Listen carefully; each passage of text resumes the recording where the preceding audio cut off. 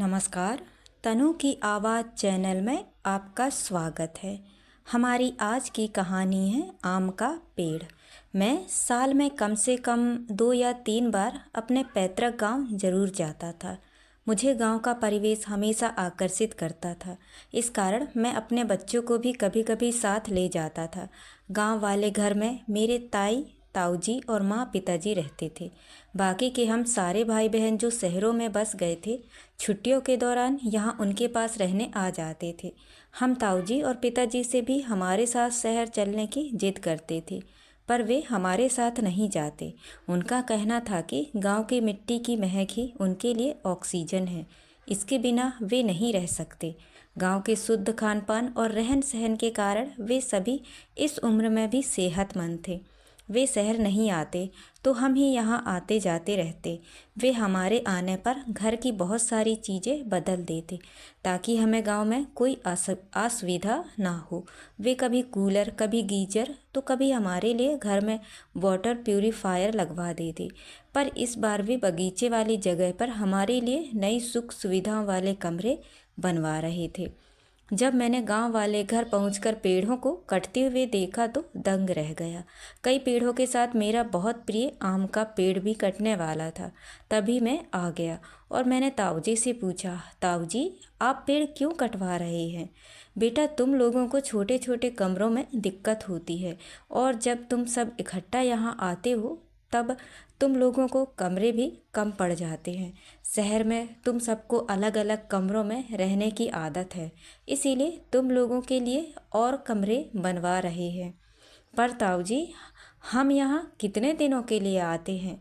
यह पेड़ तो हमेशा यहीं रहते हैं। आठों पहर ताज़ी हवा देते हैं, ताज़े फल देते हैं, शीतल छाया देते हैं।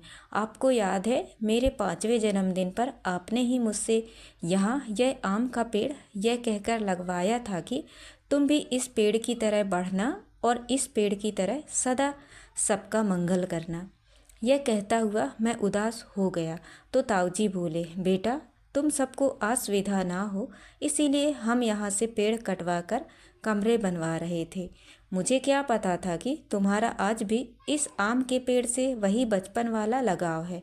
तुम लोग तो शहरों में पेड़ों को कोई महत्व नहीं देते, यही सोचकर हमने इन्हें हटाना चाहा। आप सच कह रहे हैं ताऊजी, हम शहरी लोग बहुत स्वार्थी हो गए हैं, तभी हमारे शहर में शुद्ध हवा नहीं है, साफ वातावरण नहीं है। इस शुद्ध वातावरण की चाह लेकर ही तो मैं गांव आता हूँ।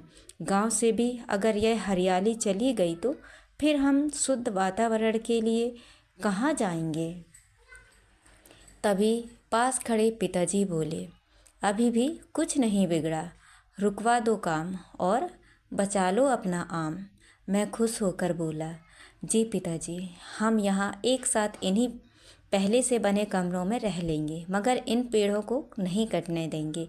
तभी मेरा 8 साल का बेटा बोला, हाँ दादाजी, मैं इसमें हर साल झूला झूलता हूँ, मुझे भी कोई शहरी सुविधा नहीं चाहिए, मुझे दो बस इन पेड़ों पर झूले और इनके मीठे फल चाहिए। मेरे बेटे को दुलारते हुए पिताजी बोले, नई पीढ़ी के बच्चों में प्रकृति के प्रति प्रेम होना कितना सुखद है। चलो आज हम कच्ची ज़मीन पर ढेरों पेड़ लगाएं ताकि सालों बाद जब तुम्हारे बच्चे यहाँ आएँ तो वे भी तुम्हारे द्वारा रोपे गए पेड़ों में झूला झूलें। पिताजी की इस बात पर सभी जोर से हंस पड़े और मैं आम के पेड़ से किसी मित्र की तरह प्रेमवश लिपट गया। आम का पेड़ भी जैसे प्रसन्न होकर मुझ पर अपनी पत्तियां बरसाने लगा।